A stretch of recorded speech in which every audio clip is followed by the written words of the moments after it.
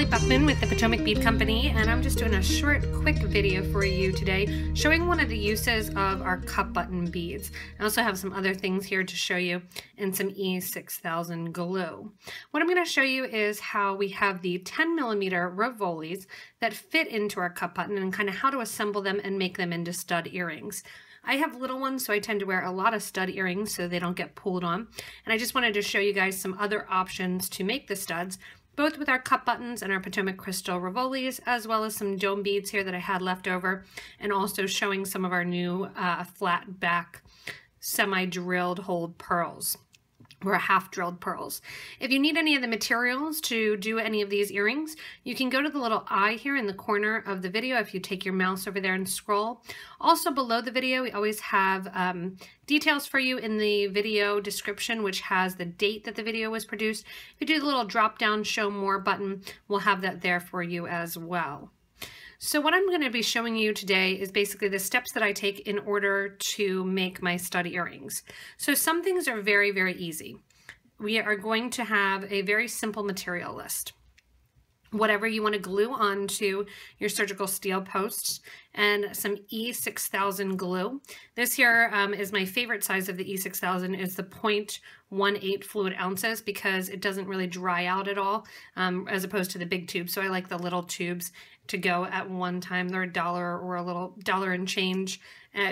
They're great to have kind of around the house too. I've glued nails that have kind of cut with them. We've glued a rear view mirror on with the E6000, so it's a really great bonding agent, which is why I use it for this.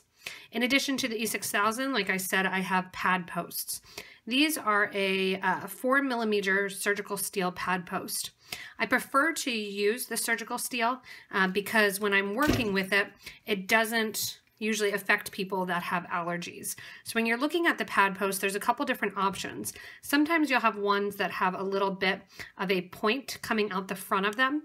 That's going to be used for things that are half drilled, such as these pearls. However, you can also use things that are half drilled. You can use just the flat pad post as well. If you are using a gemstone or something that has a really, really, really flat surface or a really kind of lustered surface, you may want to even have a little filing, a nail file, or a little piece of sandpaper. You can rough up the back of your stone before applying the E6000 glue. On the back of the E6000 glue, on the big ones, the small ones here, they don't kind of have as much, but you can research it online. It states that you want to wait for, I think it's about 30 minutes or so. I usually wait and let my E6000 epoxy kind of cure for a good 12 hours before wearing or actually using the product. When people come into our bead store and they have repairs to do, we usually tell them, you know, give it a good 12 hours before you actually wear or put the pendant on if you're gluing on a glue-on bail. So I like I said, about 12 hours and you're good and cured. So you have your pad post here, and the reason, again, I like the surgical steel or sterling silver is because you do have a fair amount of surface that usually is on your actual ear there. So that's going right against your ear, so I like to have surgical steel so that way it doesn't make you itchy or it doesn't make it kind of uncomfortable to wear. So when I have the pearls here, like I said, they're half drilled. I didn't worry about the half drilled hole. I just glued them right onto the pad post, and then I have the ear wires. I've actually had these in probably for about a week now after getting in these cool half drilled pearls. I love to wear pearl earrings, and I've had those in for a while. With the E6000 glue, then, when you first open it, there is a little poke on the end here of the cap.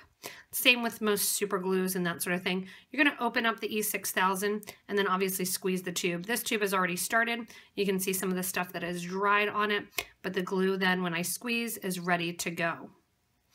The glue itself is not like a super glue. It's not going to dry really, really super quickly that it's going to get all over your fingers. So don't worry too much if you do get a little bit on your fingers, but I usually keep my pack here and use this to kind of scrape off any excess glue. So with the cup buttons here, which is kind of what we're focusing on, I have two different. I have the Jet Full Azzurro and then the chrome color here. And I have my Smoky Metallic Ice 10mm Rivolis. I'm going to open those up And the first thing I'm going to actually do is I'm going to glue the Rivoli into the cup button. That being said, I don't want a lot of glue coming out the back of the cup button because that is what I'm going to attach to my pad post. So the first thing I'm going to do is drop a small bit of my E6000 glue into my cup button. I'm then going to take my crystal Rivoli here, put it into my cup button, and to spread the glue around, I am going to twist and turn it. So you can kind of see me twisting it right there and pressing it down in. If you have any E6000 glue that kind of pops out the edges, you can take, like I said, your actual pack here and kind of clean it up. You can take a cotton swab and do that as well. I'm going to sit that aside and let that dry. Do the same thing with the next one, taking it, putting a little bit of that E6000 in, taking the Rivoli then. And you could use actually whichever side you want, so you can use either side of the Rivoli. I have the metallic ice one, so I kind of have the silver facing down, silverish gold. I'm spinning them to kind of make the glue equal inside of it. Flip it over, make sure that I don't have any extra glue showing. Kind of push that off to the side if I do. And then again, put it off to the side and let that actually cure in there and let that form. I don't worry about 12 hours with these because eventually I'm going to take them and attach them to my pad posts. You can do the same thing with whatever colors. And you can see the E6000, a little bit goes a long way. And I also want to make sure when I am drying that I don't see any of that glue coming out the base there. And especially I don't want it to glue onto my bead mat. So same thing here. I'm going to kind of spin it. And this one I got a little bit more glue there. So I'm going to take my end here and just kind of scrape that glue off. Let that dry. And these are really inexpensive earrings to make also because you're looking at the one tube of E6000 plus, you know, the surgical steel backings are just $2.40 for 10 pairs. So you're looking at 24 cents a pair. Once you have that in there, you're going to sit those off to the side. So I have all my cup buttons in there. If you don't have pieces that you need to glue together, like these I glued together first, if you don't have pieces that you need to glue together, you can go right to the piece. I like to glue onto the pad post and then onto the actual piece rather than putting the glue on the piece of glass here. So what I like to do is take my glue, put it on the pad post. If you need to, you can grab some tweezers. And I'm going to apply pressure then to the back of the dome bead. You can see that glue is kind of squeezing out there. I'm not going to worry about that because it's going to be right against my ear. If you want to, you can kind of clean it up, but again, I'm applying pressure. And then I'm going to let that bead sit and allow that to dry.